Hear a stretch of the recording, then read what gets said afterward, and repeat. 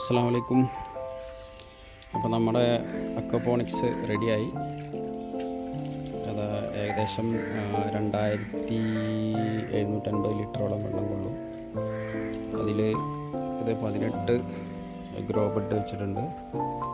ഇനി അതിൽ ചെടിയെല്ലാം നടണം. ചെടി തൈകൾ കിട്ടിയിട്ടില്ല. ജസ്റ്റ് കുറച്ച് മുളക് തൈയും തക്കാളി അതുപോലെ മല്ലി തൈ മാത്രമേ കിട്ടിയുള്ളൂ.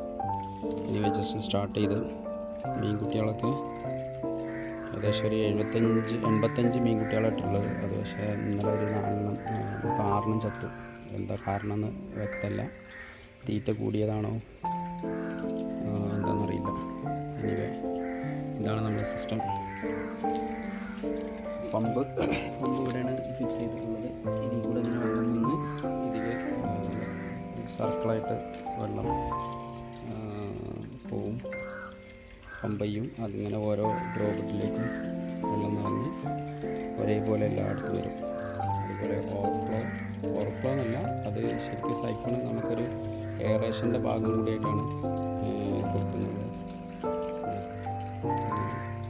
പിന്നെ അത് മാത്രമല്ല, നമുക്കിത് വർക്ക് ചെയ്യുമ്പോൾ സൗണ്ടൊന്നുമില്ല. സൗണ്ടില്ലാത്തതുകൊണ്ട് തന്നെ നമുക്കിത് വർക്ക് ചെയ്യുന്നുണ്ടോ എന്ന് അറിയാൻ വേറെ മാർഗ്ഗമില്ല. അപ്പോൾ ഇത് ഇങ്ങനൊരു സൈഫൺ കൊടുത്തു കഴിഞ്ഞാൽ നമുക്കത് വർക്ക് ചെയ്യില്ല എന്നുള്ളത് നമുക്കറിയുകയും ചെയ്യും. ഇതിങ്ങനെ ഒരു 2.25 മിനിറ്റ് വെള്ളം ഇതിൽ നിറയും. 2.25 മിനിറ്റ് ഉണ്ട്. പിന്നെ അത് ഓഫാവും. അത് കഴിഞ്ഞിട്ട് പിന്നെ അത് കഴിഞ്ഞിട്ട് വെള്ളം തിരിച്ച് അതേ പമ്പ് കൂടെ തന്നെ തിരിച്ചിറങ്ങിയിട്ട് ഇത് ഡ്രെയിനാവും. എന്നിട്ട് പിന്നെ അങ്ങനെ ഒരു 5 മിനിറ്റ് കൊണ്ട് കംപ്ലീറ്റ് ആവും. പിന്നെ ആ 5 മിനിറ്റ് കഴിഞ്ഞാൽ വീണ്ടും വെള്ളം പമ്പ് സ്റ്റാർട്ടാവും. അങ്ങനെയാണത് വർക്ക് ചെയ്യുന്നത്. ഇതാണ് നമ്മൾ അതിൻ്റെ സെറ്റപ്പ്. ഇലക്ട്രിക്കൽ സെറ്റപ്പിലാണ്. ഇത് ഒരു വാട്ടർ പ്രൂഫ് കണ്ടെയ്നറാണ്. അതിനകത്താണ് സ്വിച്ചും കാര്യങ്ങളൊക്കെ വെച്ചുള്ളത്. ഇതൊരു ടൈമറാണ്. ആ ടൈമർ വർക്ക് ചെയ്യുന്നത് കാണുന്നില്ല. അതായത് 1:30 ഇപ്പോൾ പമ്പ് വർക്ക് ചെയ്തുകൊണ്ടിരിക്കുകയാണ്. 1:35, 34 അങ്ങനെ അത്രയും സമയം കൊണ്ട് ആ പമ്പ് ചെയ്യുമ്പോൾ ഇവിടെ കാണാം.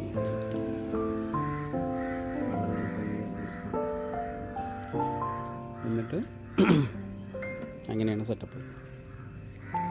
പിന്നെ ഇതിന് ചുറ്റിലും ഇന്നലെ കുറച്ച് പുല്ല് വിരിച്ചു. പേൾ ഗ്രാസ് നടക്കുന്ന പുല്ല് ഒക്കെ കൂടി ഒന്ന് സെറ്റായി വരണമെങ്കിൽ ചിലപ്പോൾ ഒരു മാസം എടുക്കും. ഈ പുല്ലിൻ്റെ കളറും അതൊന്ന് പിടിച്ച് വരുമ്പോഴേക്ക് ഈ കളറൊക്കെ നല്ല പിച്ചാവും എന്നുള്ള പ്രതീക്ഷയിലാണ്. ഇതാണപ്പോൾ സെറ്റപ്പ്.